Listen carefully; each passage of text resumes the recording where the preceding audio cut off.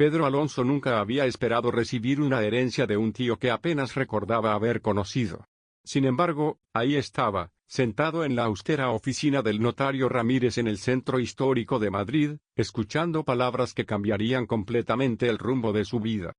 Según el testamento de su tío Eduardo Alonso Vega, decía el notario mientras ajustaba sus gafas de lectura, usted hereda la totalidad de sus propiedades, incluyendo la mansión familiar en Santillana del Mar, Cantabria, así como todos los bienes contenidos en ella.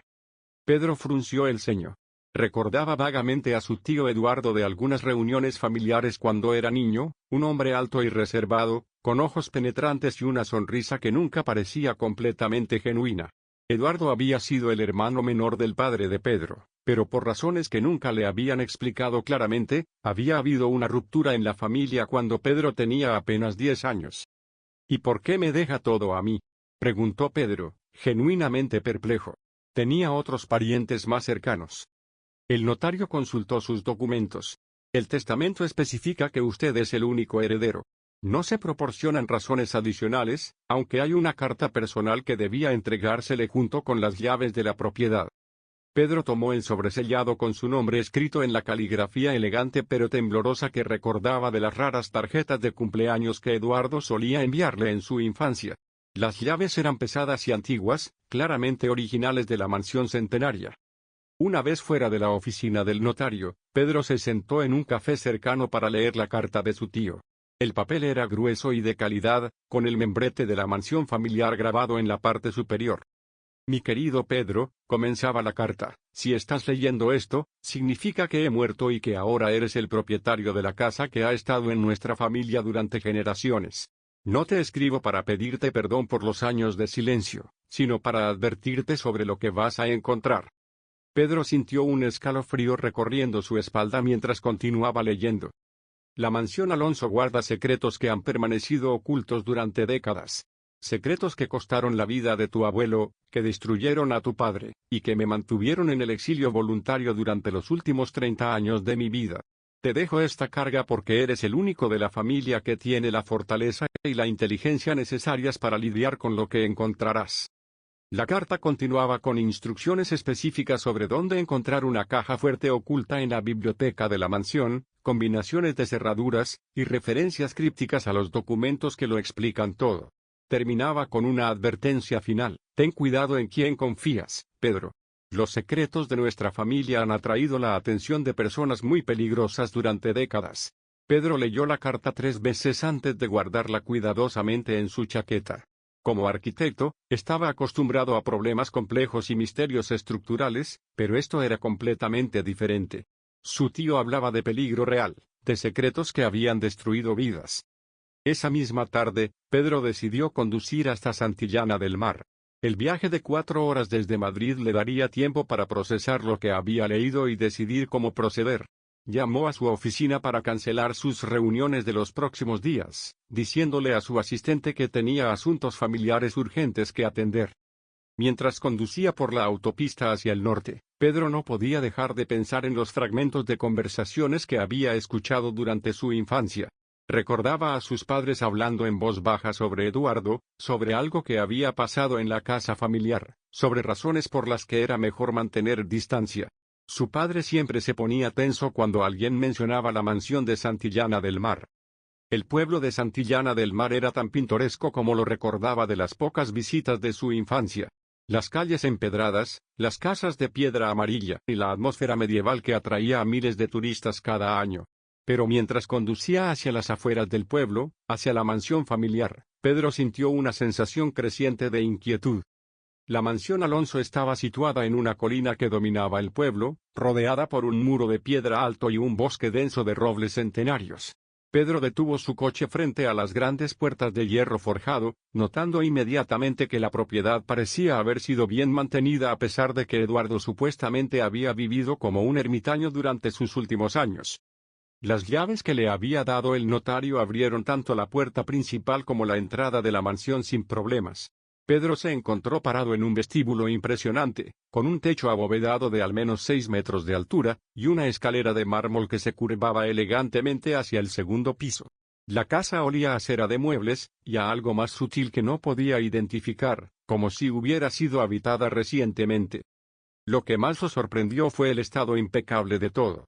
Los muebles estaban pulidos, no había polvo en las superficies, y las cortinas parecían haber sido lavadas recientemente.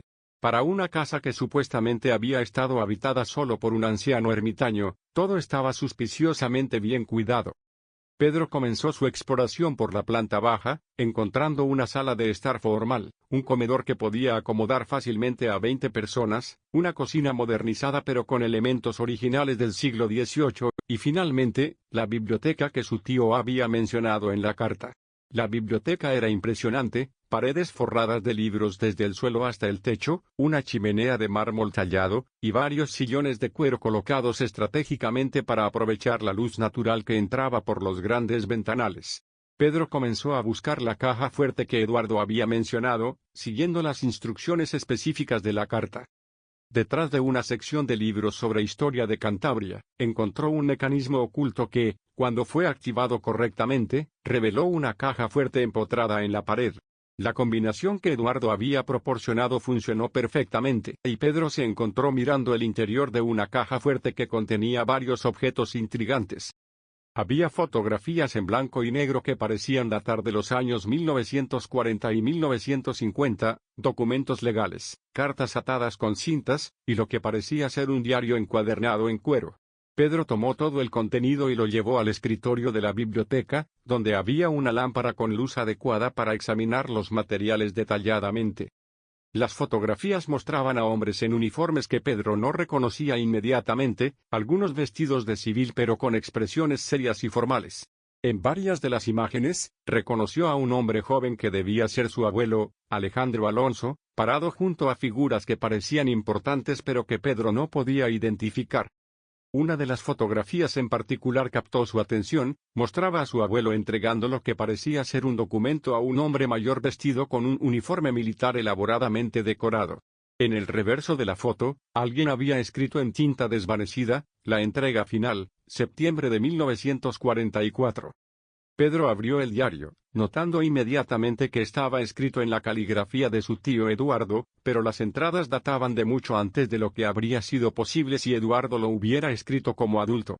La primera entrada estaba fechada el 15 de marzo de 1943. He decidido mantener un registro de todo lo que está pasando, decía la primera entrada. Padre dice que es demasiado peligroso, pero alguien debe documentar la verdad.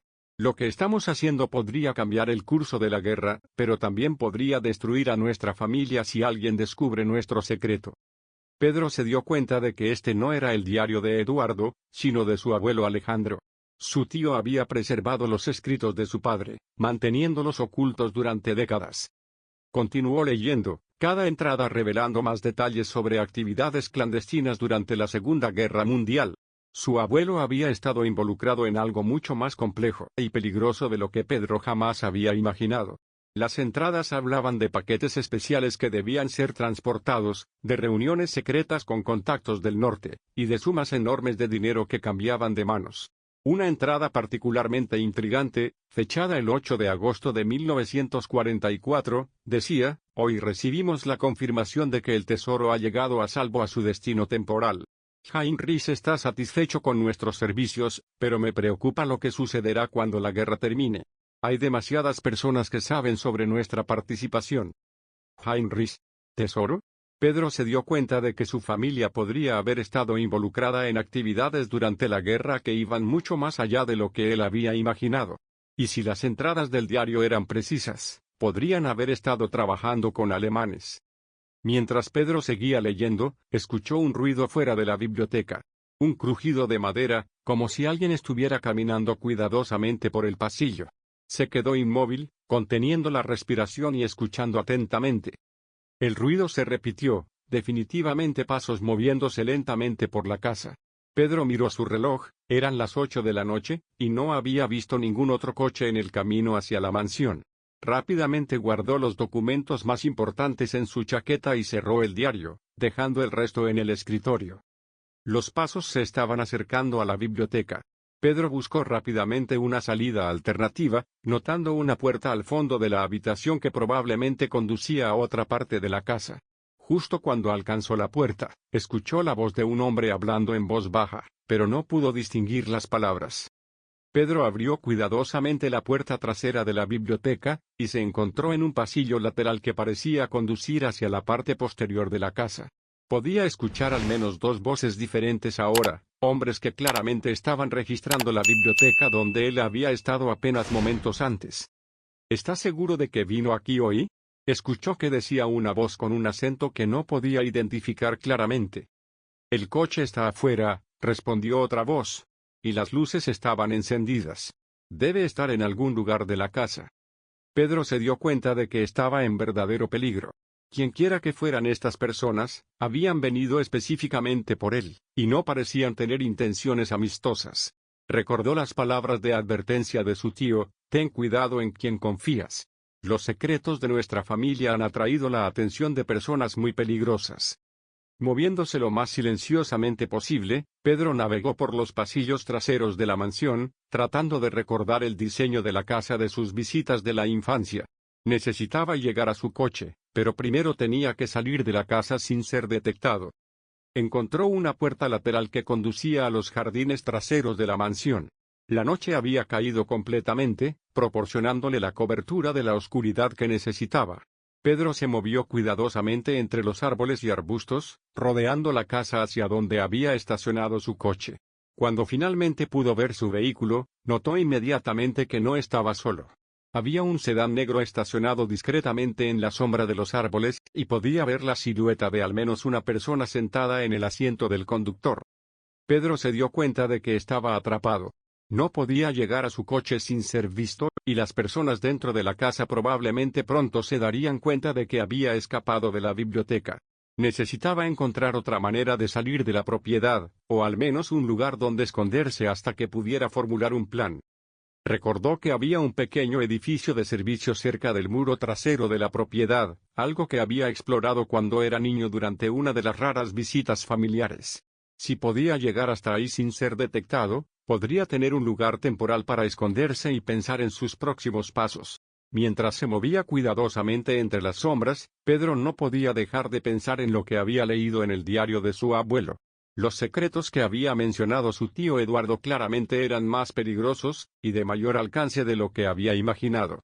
Y ahora, apenas horas después de heredar la mansión, ya estaba siendo perseguido por personas que obviamente sabían más sobre los secretos familiares que él mismo. El edificio de servicio estaba exactamente donde lo recordaba, parcialmente oculto por la vegetación que había crecido alrededor de él durante las décadas. Pedro logró abrir la puerta, que afortunadamente no había sido cerrada con llave, y se encontró en un espacio pequeño pero seco que probablemente había sido usado para almacenar herramientas de jardín. Desde su refugio temporal, podía ver las luces moviéndose dentro de la mansión mientras los intrusos continuaban su búsqueda. Se preguntó cuánto tiempo tenía antes de que decidieran revisar los edificios externos de la propiedad. Pedro sacó su teléfono móvil, pero inmediatamente se dio cuenta de que no tenía señal. La ubicación remota de la mansión, y las colinas circundantes hacían imposible la comunicación. Estaba verdaderamente solo, con solo los documentos que había logrado tomar de la caja fuerte, y las preguntas crecientes sobre qué había hecho su familia durante la guerra, y por qué todavía era relevante después de tantas décadas. Mientras esperaba en la oscuridad, Pedro comenzó a examinar más cuidadosamente los documentos que había logrado salvar. Una de las cartas, escrita en alemán pero con una traducción al español adjunta, llamó inmediatamente su atención. Estaba fechada el 20 de abril de 1945, apenas días antes del final de la guerra en Europa. La carta hablaba de un proyecto Bernstein y mencionaba coordenadas específicas, referencias a objetos de valor incalculable, y instrucciones para mantener la ubicación secreta hasta que las condiciones sean favorables para la recuperación. La firma al final era simplemente H. Müller, pero el sello oficial parecía ser de alguna organización alemana de alto nivel. Pedro se dio cuenta de que su familia no solo había estado involucrada en actividades durante la guerra, sino que podrían haber estado custodiando algo de valor significativo para los alemanes. Algo que, aparentemente, todavía tenía suficiente importancia como para que personas peligrosas lo persiguieran décadas después. Las luces en la mansión se apagaron súbitamente, sumiendo toda la propiedad en la oscuridad. Pedro no podía decidir si esto era una buena señal o si significaba que los intrusos habían decidido cambiar de táctica. Permaneció inmóvil en su escondite, escuchando atentamente cualquier sonido que pudiera indicar movimiento en los jardines.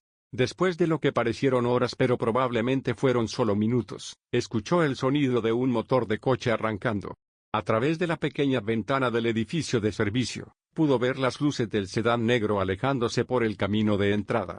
Pero Pedro sabía que esto podría ser una trampa, una manera de hacerlo salir de su escondite.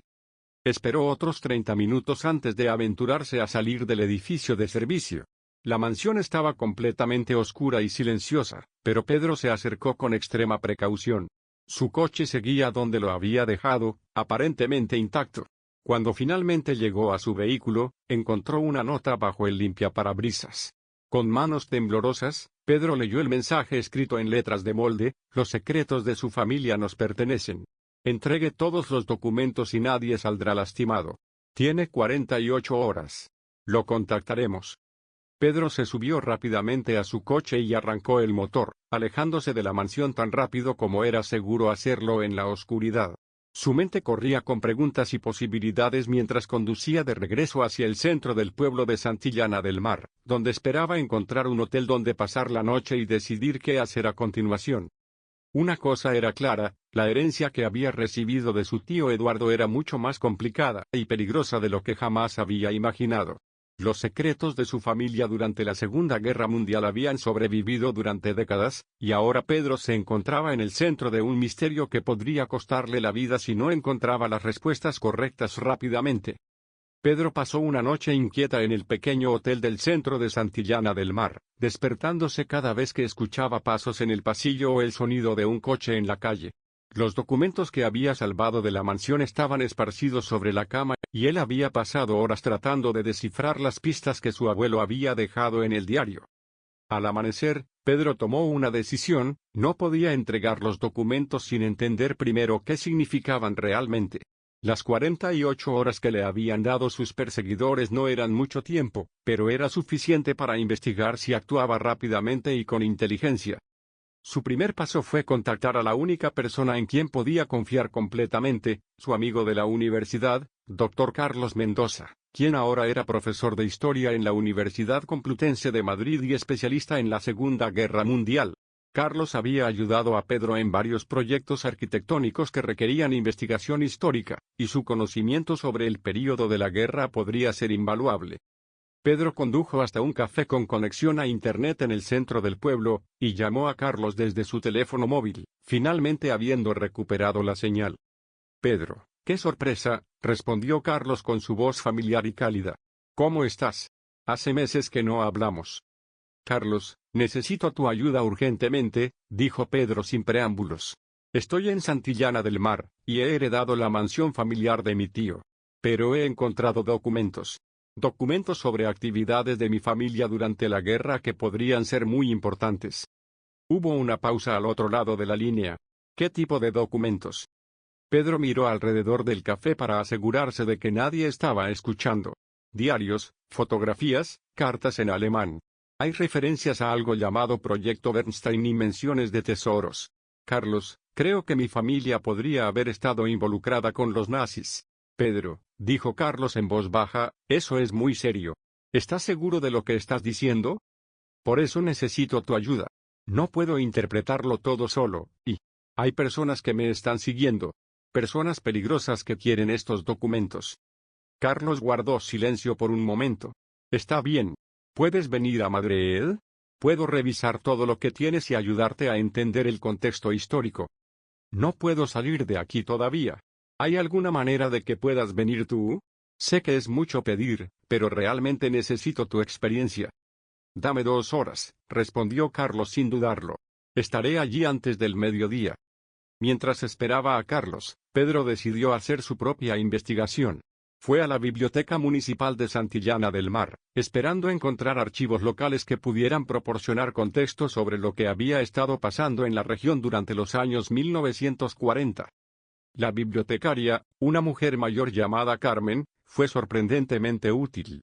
«Los años de la guerra fueron muy complicados aquí», le explicó mientras lo guiaba hacia los archivos locales. Muchas familias estuvieron involucradas en actividades que nunca se discutieron abiertamente después de que terminó todo. Pedro encontró varios documentos fascinantes. Santillana del Mar, debido a su ubicación costera y su relativa proximidad a Francia, había sido un punto estratégico durante la guerra. Había registros de actividades navales inusuales durante 1944 y 1945, y menciones crípticas de visitantes extranjeros que habían sido alojados discretamente por familias locales prominentes. Una entrada en el registro municipal, fechada el 15 de septiembre de 1944, mencionaba específicamente la llegada de huéspedes especiales a la propiedad Alonso, con autorización especial del gobierno.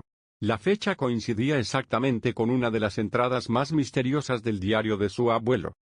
Carlos llegó exactamente cuando había prometido, conduciendo su viejo Volkswagen y cargando una mochila llena de libros de referencia. Se encontraron en el mismo café donde Pedro había pasado la mañana, eligiendo una mesa en la esquina más privada. «Muéstrame todo lo que tienes», dijo Carlos inmediatamente después de los saludos. Pedro extendió cuidadosamente todos los documentos que había salvado de la mansión.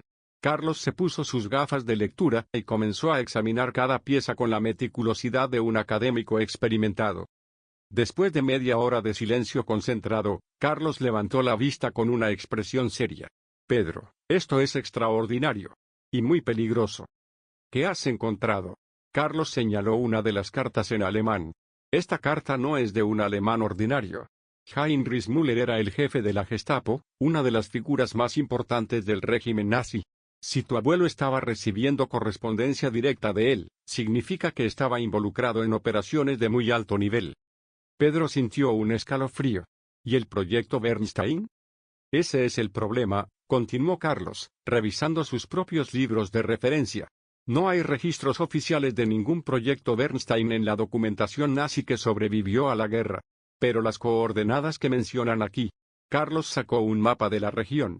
Mira esto. Las coordenadas de la carta conducían a un punto específico en la costa cantábrica, aproximadamente a 15 kilómetros al norte de Santillana del Mar. Era una zona de acantilados y cuevas naturales que Pedro recordaba haber explorado cuando era niño. «Carlos, ¿qué crees que estaba guardando mi familia?». Carlos se inclinó hacia adelante, bajando la voz. Durante los últimos años de la guerra, los nazis trasladaron sistemáticamente obras de arte, oro, y otros tesoros fuera de Alemania. Muchos de estos tesoros nunca fueron encontrados después de la guerra.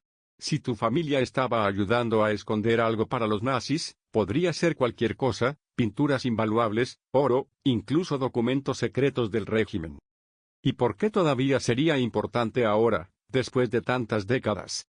Pedro, estamos hablando de arte robado de museos por toda Europa, oro saqueado de bancos, tesoros de valor incalculable. Y no olvides que hay muchas personas que han estado buscando estos tesoros perdidos durante décadas. Cazadores de tesoros, gobiernos, coleccionistas privados sin escrúpulos, incluso descendientes de nazis que quieren recuperar lo que consideran suyo.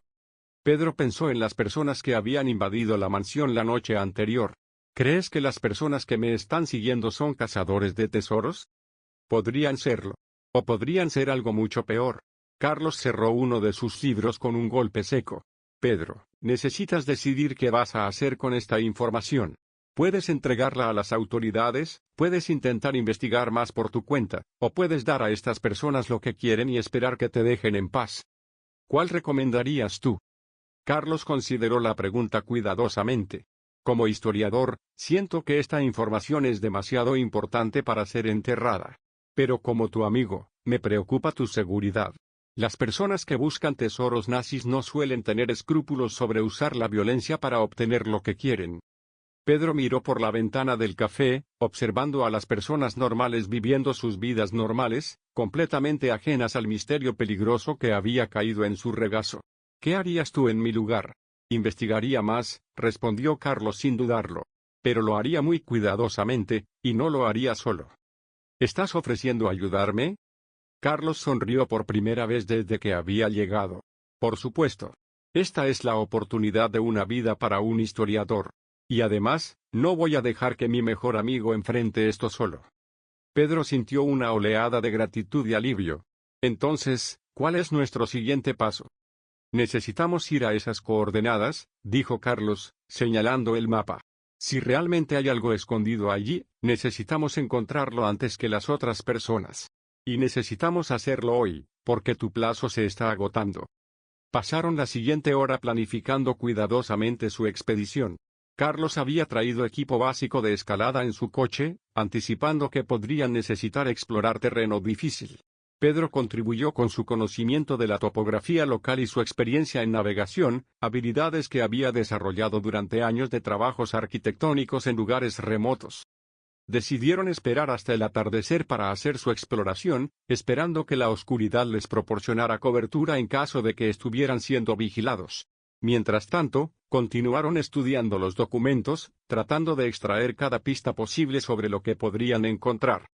Una entrada particularmente intrigante del diario de su abuelo, fechada el 22 de abril de 1945, decía: Heinrich confirmó que los objetos están seguros en la ubicación secundaria.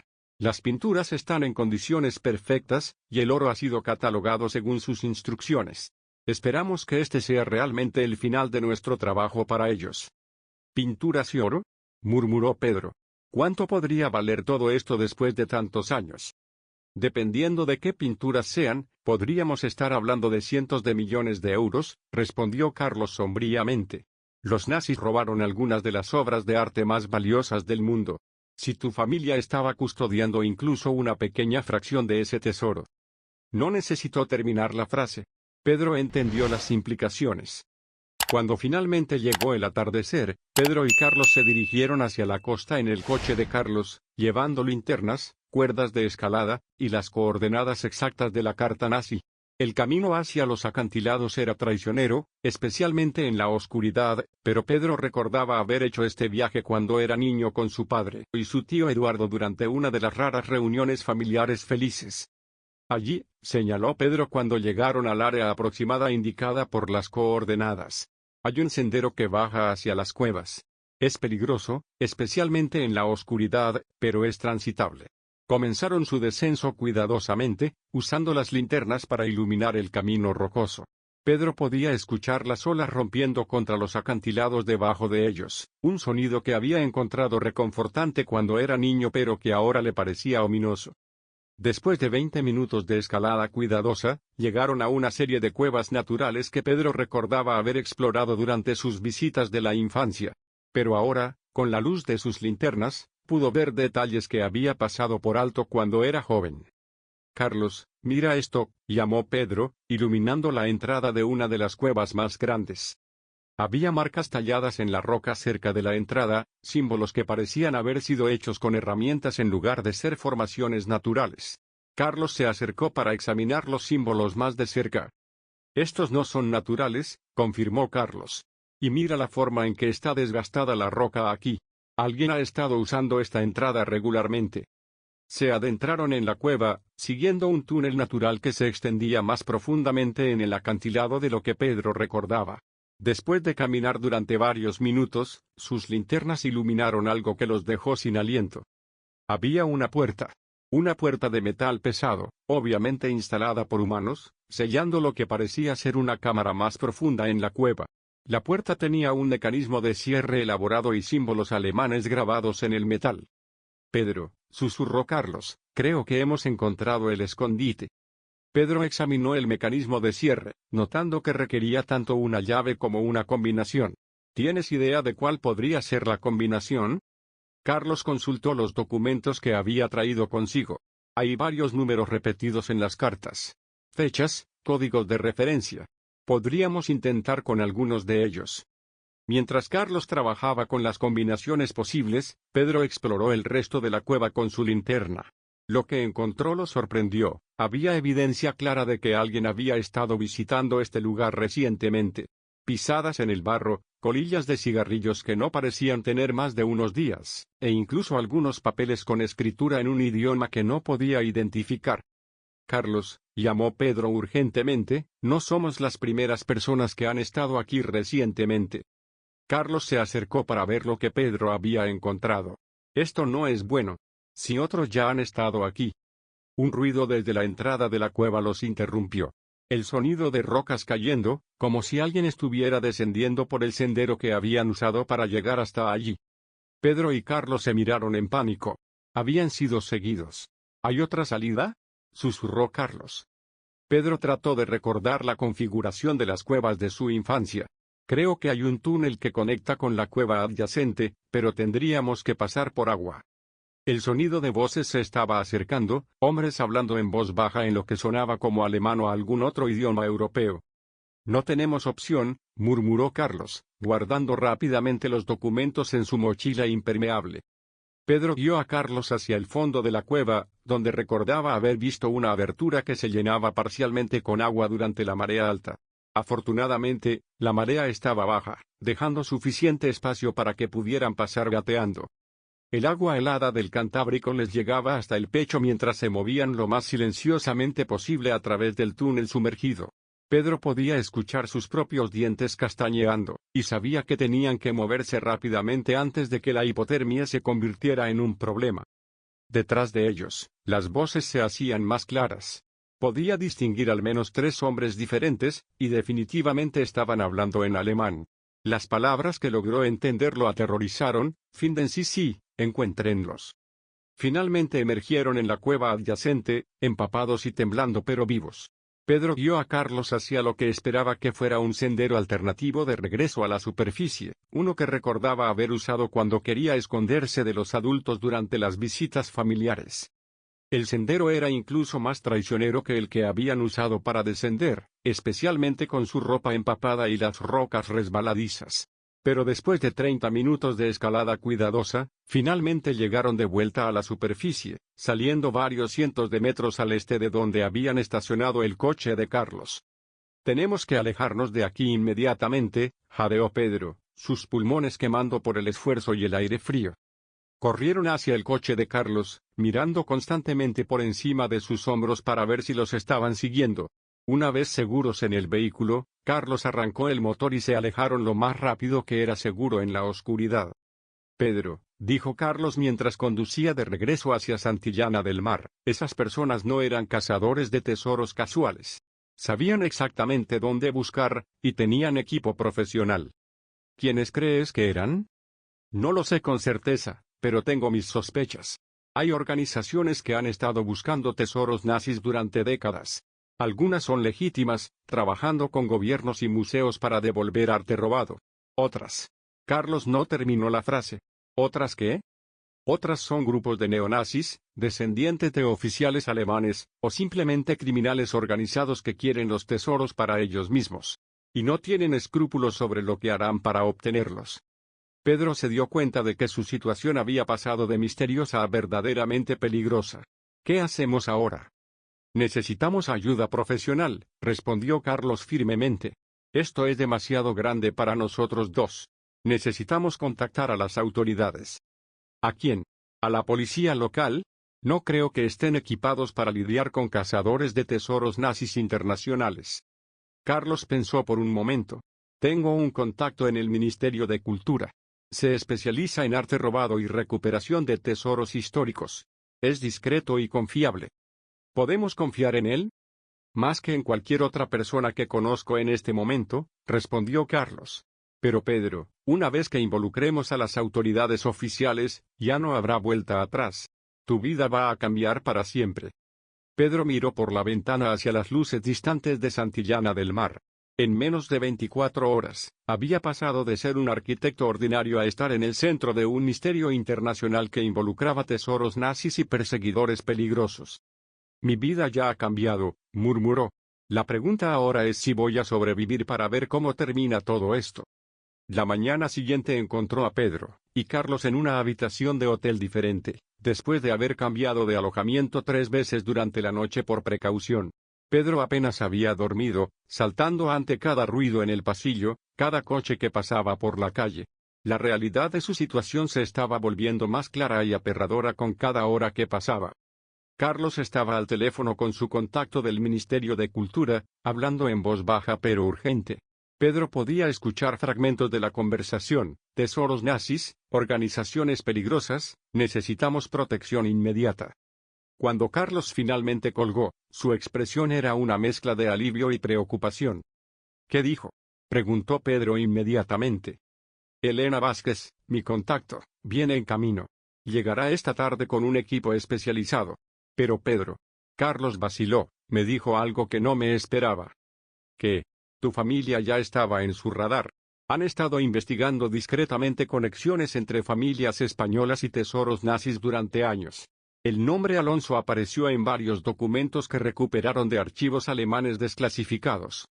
Pedro sintió una mezcla de validación y terror. ¿Eso significa que estamos en el lado correcto? Significa que las personas que nos están persiguiendo probablemente sepan más sobre los secretos de tu familia que tú mismo, respondió Carlos sombríamente. A las 3 de la tarde, Elena Vázquez llegó al hotel acompañada de dos hombres que claramente no eran académicos ordinarios. Uno se presentó como Capitán Martínez de la Guardia Civil, especialista en crimen organizado internacional. El otro, simplemente como Agent Thompson del FBI, destacado temporalmente para trabajar con autoridades españolas en casos de arte robado. Elena Vázquez era una mujer de unos 40 años, con cabello oscuro recogido en un moño profesional, y ojos que parecían no perderse ningún detalle. Su presencia transmitía tanto autoridad como compasión, una combinación que Pedro encontró reconfortante. Señor Alonso, comenzó Elena después de las presentaciones, necesitamos que entienda la gravedad de su situación. Lo que ha encontrado no son solo documentos históricos curiosos. Está en posesión de información que podría conducir a uno de los mayores descubrimientos de tesoros nazis en décadas.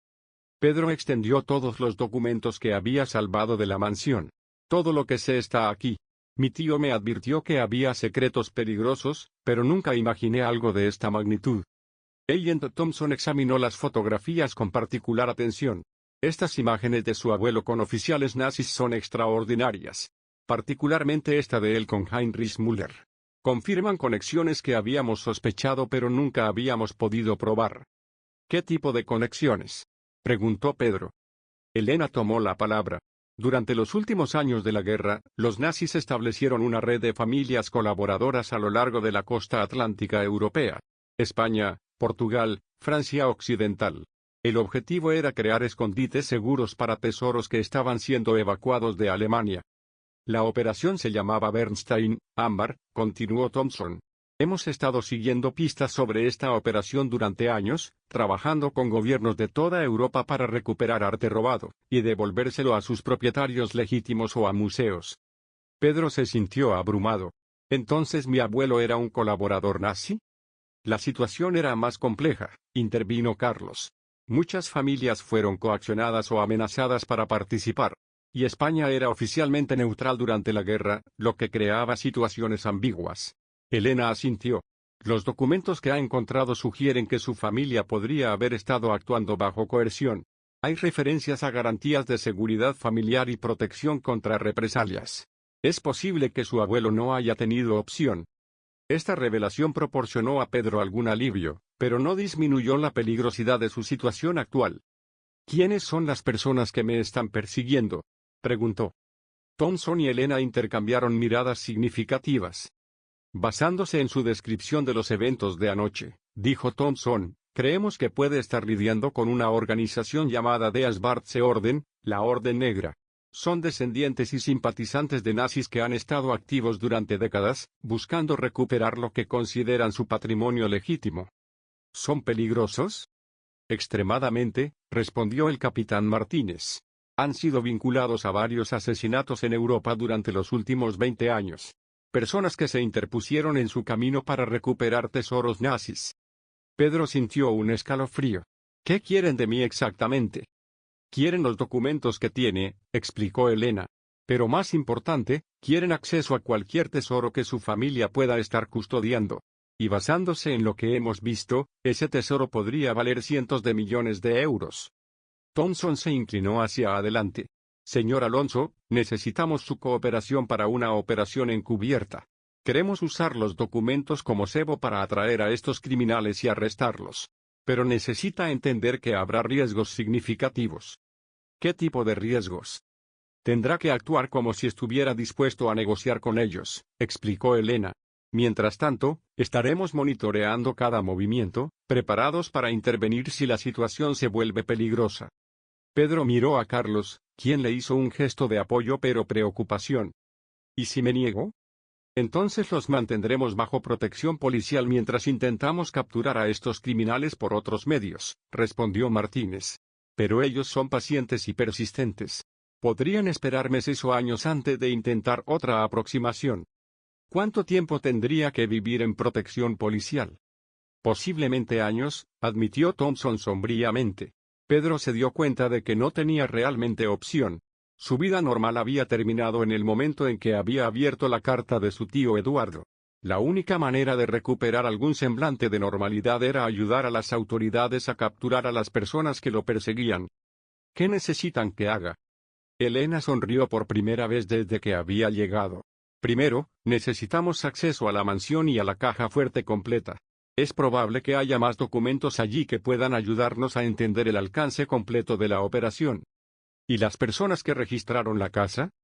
Probablemente encontraron la caja fuerte, pero según los mecanismos de seguridad que describe, es improbable que hayan podido abrirla sin las combinaciones correctas, respondió Thompson. Pasaron las siguientes 2 horas planificando cuidadosamente el regreso a la mansión. Elena había traído un equipo completo de técnicos forenses y especialistas en arte, preparados para catalogar y preservar cualquier cosa que encontraran. Una cosa más, dijo Elena mientras se preparaban para salir. Si realmente hay un tesoro escondido en esas cuevas, necesitamos recuperarlo antes que la Orden Negra. Una vez que tengan acceso a los recursos financieros de un tesoro nazi, se volverán exponencialmente más peligrosos. El convoy hacia la mansión parecía una operación militar. 3 vehículos oficiales, agentes armados, y equipo especializado. Pedro se encontró en el asiento trasero del coche de Elena, sintiéndose surreal por estar en el centro de algo tan elaborado y peligroso. La mansión parecía exactamente como la había dejado, pero Pedro sabía que las apariencias podían ser engañosas. Elena había insistido en que el equipo de seguridad registrara completamente la propiedad antes de que cualquiera entrara al edificio principal.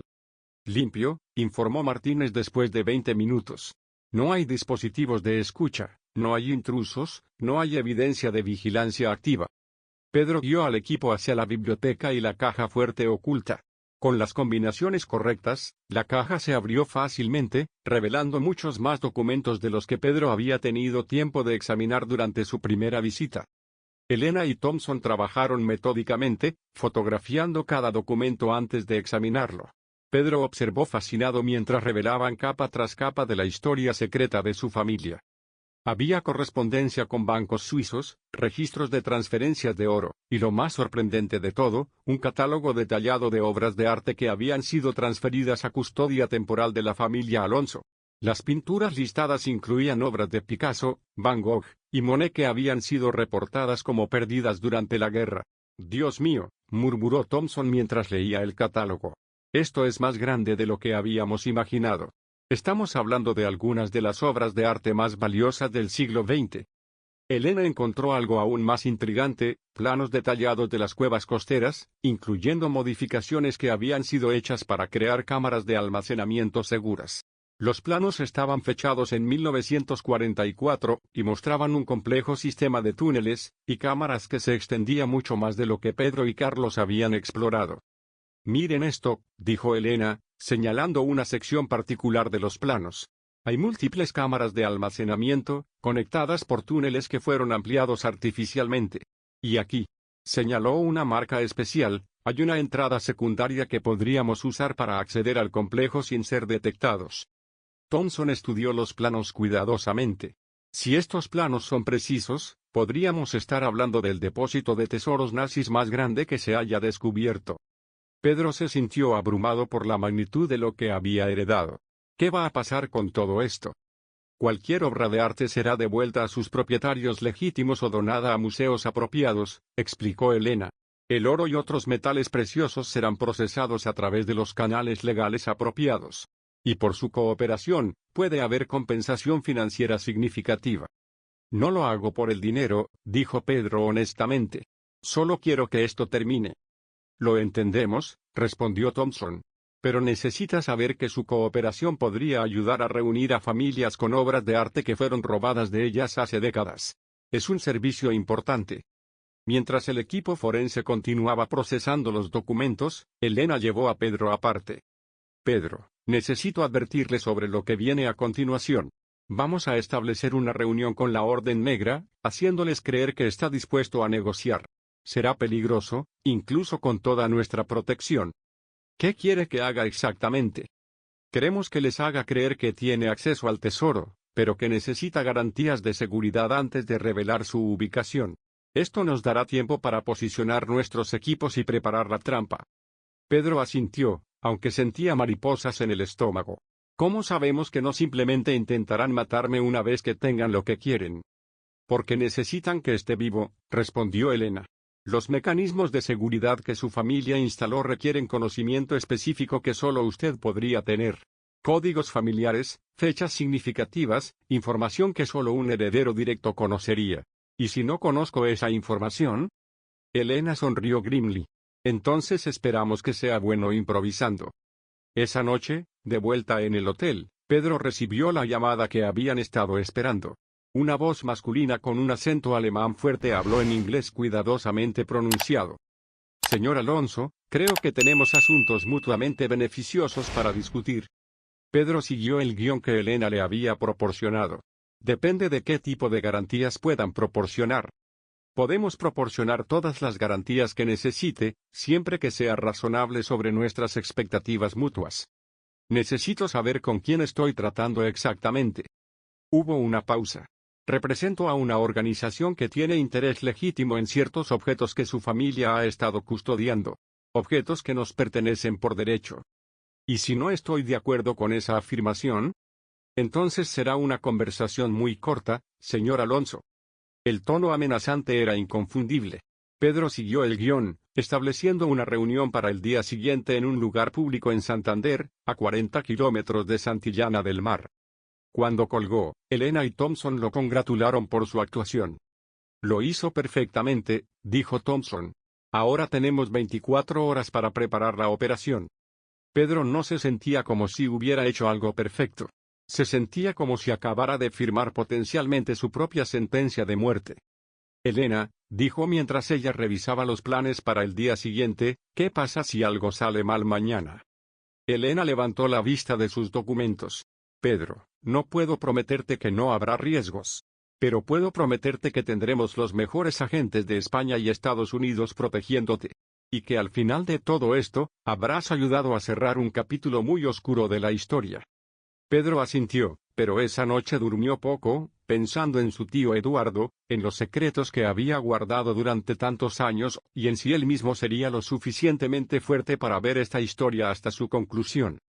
Los fantasmas del pasado de su familia estaban finalmente saliendo a la luz, pero Pedro se preguntaba si sobreviviría para ver qué tipo de futuro le esperaba del otro lado de esta revelación. Pedro despertó a las 5 de la mañana, 2 horas antes de lo planeado. Los nervios y la adrenalina habían hecho imposible que durmiera más. Hoy sería el día que definiría no solo su futuro, sino posiblemente su supervivencia. La reunión con Deas Bartseorden estaba programada para las 3 de la tarde en el Café Central de Santander, un lugar público que Elena había elegido estratégicamente. Elena y Thompson habían pasado toda la noche ultimando los detalles de la operación. Pedro los encontró en la suite improvisada como centro de comando, rodeados de mapas, equipos de comunicación y fotografías de vigilancia. Buenos días, dijo Elena, levantando la vista de una tablet llena de planos arquitectónicos del café y las calles circundantes. ¿Cómo se siente? Aterrorizado pero decidido, respondió Pedro honestamente. Thompson se acercó con una taza de café y una expresión seria. Pedro, necesitamos repasar el protocolo una vez más.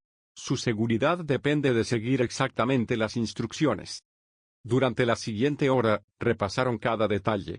Pedro llevaría un micrófono oculto y un dispositivo GPS de seguimiento.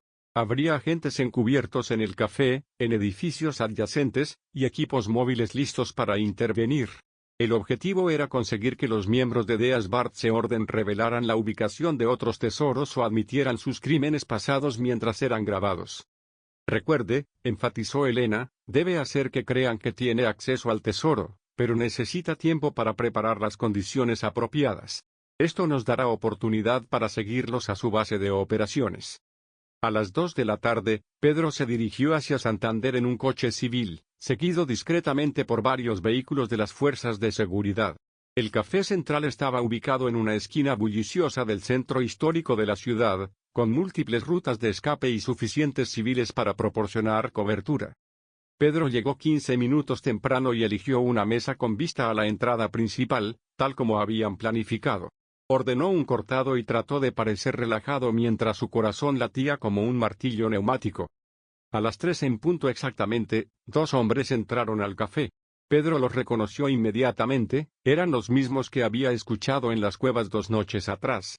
Uno era alto y rubio, de unos 50 años, con cicatrices visibles en sus manos que sugerían una vida violenta. El otro era más joven, moreno, con ojos fríos que escanearon el café metódicamente antes de establecer contacto visual con Pedro.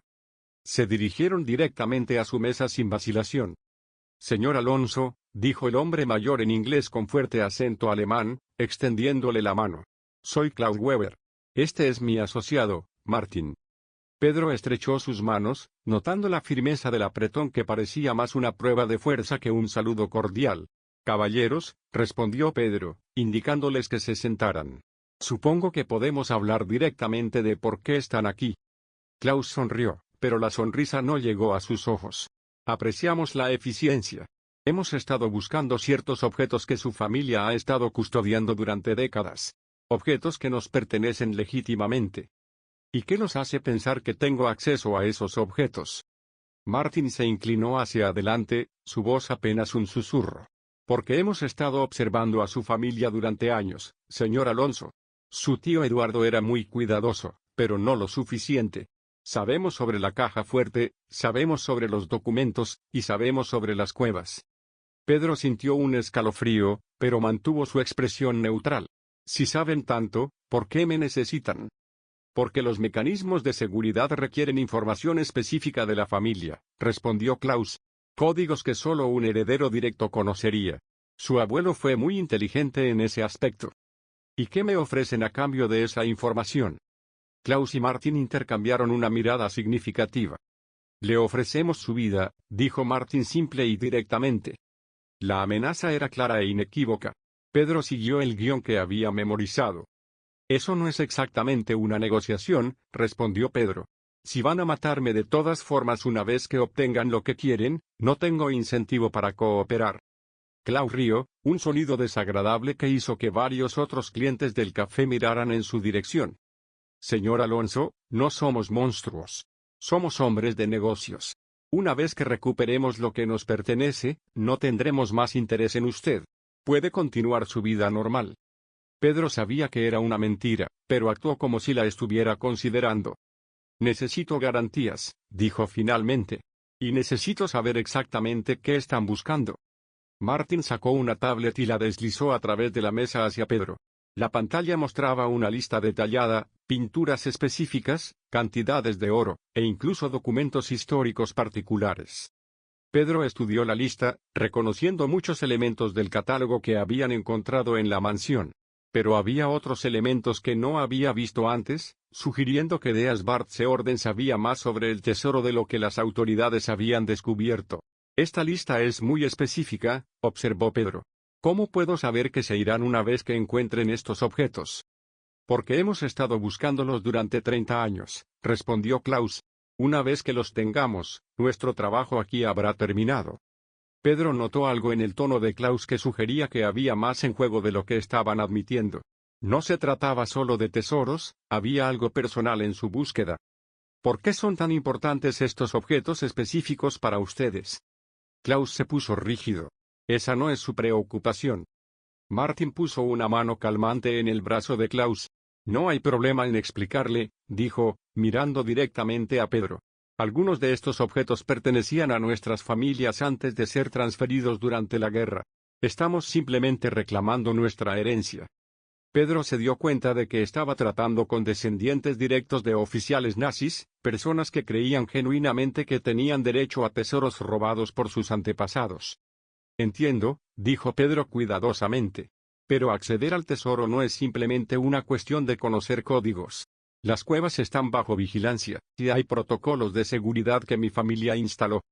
Esto era parcialmente cierto, basado en lo que habían encontrado en los documentos de su abuelo. Klaus se inclinó hacia adelante, sus ojos intensificándose. ¿Qué tipo de protocolos? Sistemas que requieren activación secuencial durante varios días, improvisó Pedro. Mi abuelo era paranoico sobre el acceso no autorizado. Si alguien intenta forzar la entrada, los mecanismos están diseñados para comprometer los contenidos. Martin frunció el ceño. ¿Comprometer cómo? Inundación con agua salada, continuó Pedro, recordando los túneles inundados que él y Carlos habían navegado. Las cámaras pueden sellarse e inundarse si los protocolos no se siguen exactamente. Klaus y Martin se miraron con preocupación evidente. Claramente, esto era información que no habían anticipado. ¿Cuánto tiempo requieren estos protocolos?, preguntó Klaus. 72 horas mínimo, respondió Pedro. Y necesito acceso sin interferencia para configurar las secuencias apropiadas. Inaceptable, dijo Martin inmediatamente. No podemos permitir que tenga 72 horas para alertar a las autoridades. Pedro había esperado esta objeción. Entonces no hay acuerdo posible. Los protocolos son sistemas mecánicos instalados hace décadas. No puedo cambiar cómo funcionan. Klaus consideró esto por un momento largo. ¿Qué propone? Me dan 24 horas para comenzar la secuencia. Después de eso, ustedes pueden monitorear mi progreso, pero a distancia. Cualquier interferencia directa activará las medidas de seguridad. Era un riesgo calculado. Pedro esperaba que 24 horas fueran suficientes para que Elena y Thompson prepararan una operación completa para capturar a toda la organización. Martin se levantó abruptamente. Necesitamos discutir esto privadamente. Se alejaron hacia una esquina del café, hablando en alemán en voz baja pero intensa. Pedro aprovechó la oportunidad para tocar discretamente el micrófono oculto, enviando la señal acordada de que necesitaba que la conversación fuera traducida en tiempo real. Después de 5 minutos, Klaus y Martin regresaron a la mesa. Tenemos una contrapropuesta, dijo Klaus. Le damos 24 horas, pero usted no está solo. Martin lo acompañará para asegurar que no haya malentendidos. Pedro había esperado esto también. Está bien, pero si su presencia interfiere con los protocolos, él será responsable por cualquier pérdida. Martin asintió grimly. Entendido. Klaus se levantó, indicando que la reunión había terminado. Mañana a las 3 de la tarde, nos encontraremos en la entrada principal de las cuevas. Venga preparado para comenzar inmediatamente. Después de que se fueron, Pedro se quedó en el café durante 10 minutos más, tal como habían planeado. Luego caminó casualmente hacia su coche, donde Elena lo estaba esperando en el asiento del pasajero. ¿Cómo fue?, preguntó inmediatamente.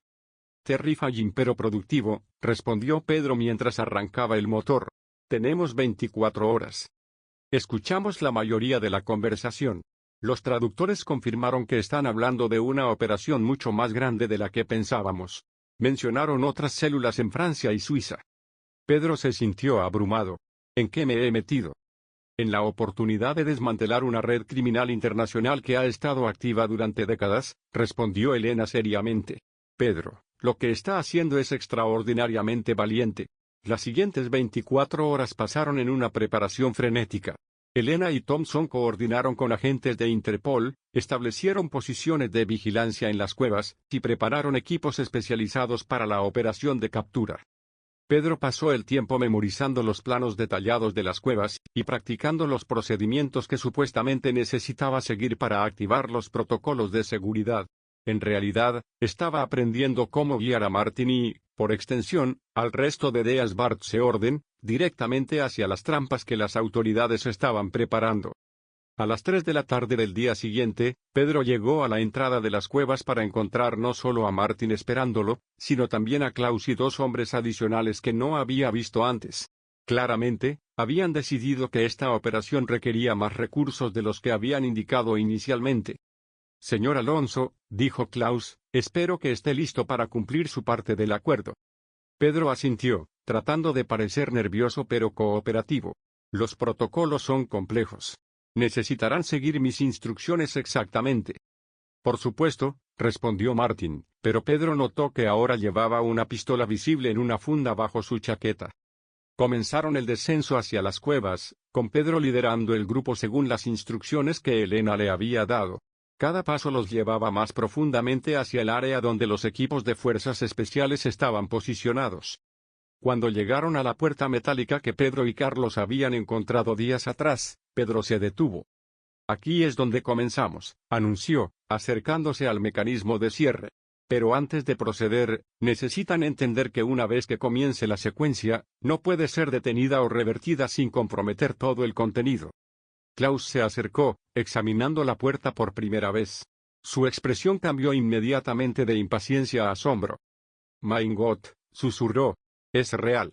Después de todos estos años». Pedro se dio cuenta de que Klaus tenía una conexión personal más profunda con este tesoro de lo que había admitido. No era solo un cazador de tesoros o descendiente de nazis, había estado involucrado personalmente en la operación original. «¿Estuvo usted aquí antes?», preguntó Pedro directamente. Klaus lo miró con ojos que súbitamente parecían mucho más viejos. «Era un niño cuando mi padre me trajo aquí por primera vez en 1945. Él era el oficial responsable de asegurar que todo fuera almacenado apropiadamente». La revelación cambió completamente la dinámica de la situación. Pedro se dio cuenta de que no estaba tratando con un criminal ordinario, sino con alguien que había estado obsesionado con recuperar este tesoro durante toda su vida.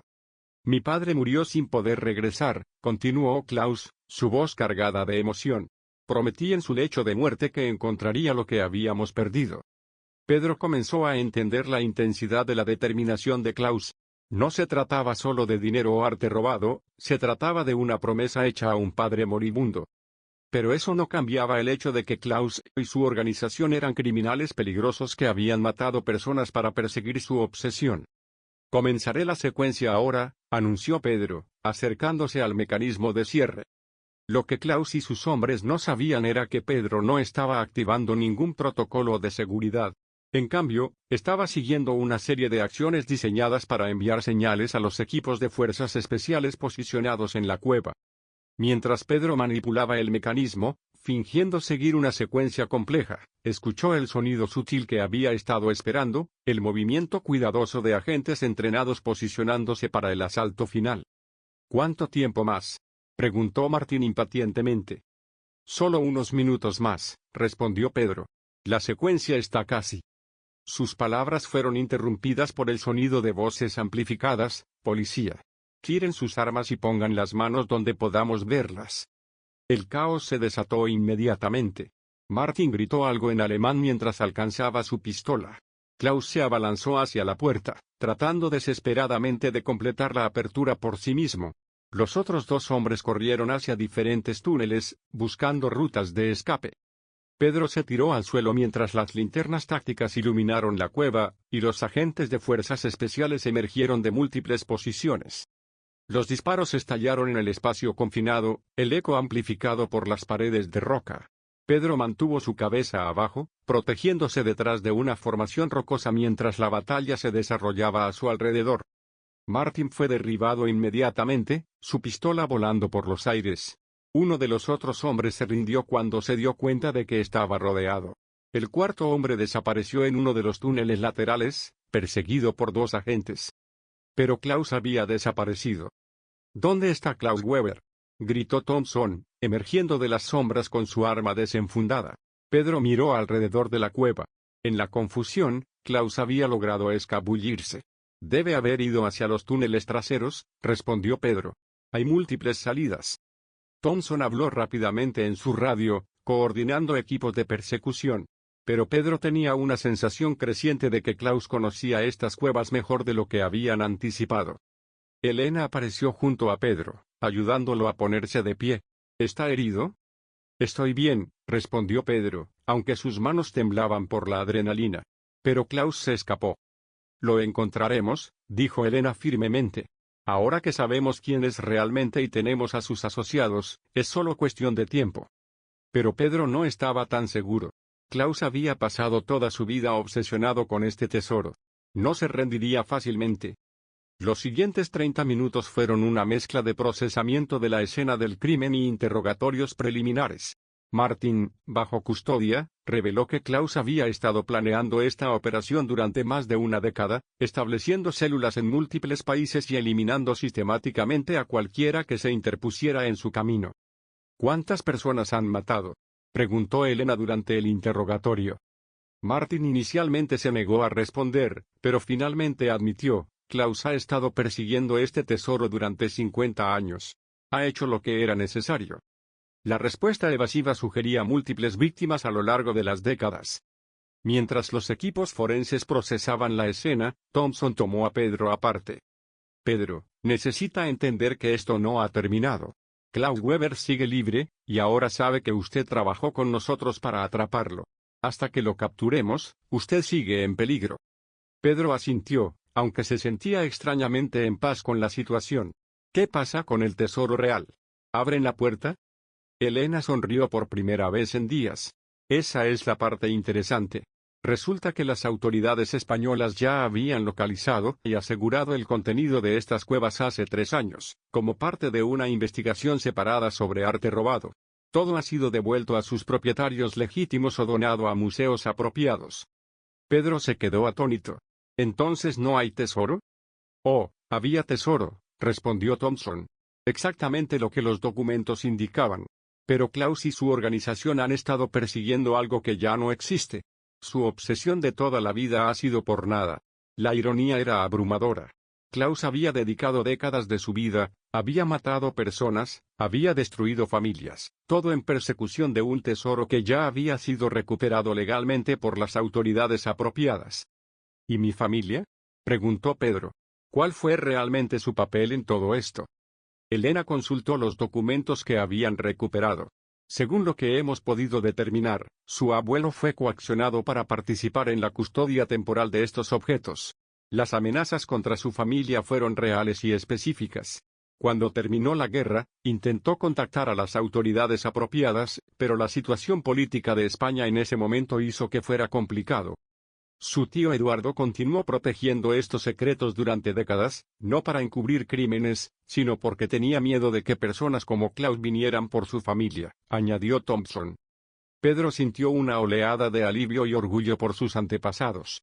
No habían sido colaboradores voluntarios, habían sido víctimas que habían hecho lo mejor que pudieron en circunstancias imposibles. Mientras salían de las cuevas esa noche, Pedro miró hacia atrás hacia la entrada que había cambiado su vida para siempre. Los secretos de su familia finalmente habían sido revelados, una red criminal internacional había sido desmantelada, y tesoros robados habían sido devueltos a sus propietarios legítimos. Pero Klaus Weber seguía libre, en algún lugar en la oscuridad, probablemente planificando su próximo movimiento. 3 meses después, Pedro recibió una llamada de Elena. Klaus Weber había sido arrestado en Suiza, tratando de acceder a una caja de seguridad que contenía otros documentos nazis. Con su captura, la investigación internacional sobre Deas Barth-Seorden había llegado a su conclusión. Pedro pudo finalmente regresar a su vida normal como arquitecto, aunque normal ahora incluía consultas ocasionales con agencias de aplicación de la ley sobre arte robado y tesoros nazis. La mansión de su tío Eduardo se convirtió en un museo dedicado a la educación sobre el arte robado durante la Segunda Guerra Mundial. Pedro donó todos los documentos históricos que había encontrado, ayudando a crear un archivo que sería invaluable para futuros investigadores. Y en las noches tranquilas, cuando Pedro diseñaba nuevos edificios que durarían generaciones, a menudo pensaba en su abuelo y en su tío Eduardo. Habían guardado secretos peligrosos durante décadas, protegiendo a su familia y preservando la verdad hasta que alguien lo suficientemente fuerte pudiera manejar las consecuencias. Pedro había demostrado ser esa persona. Los secretos de su familia finalmente habían visto la luz, y con esa luz, había llegado la justicia.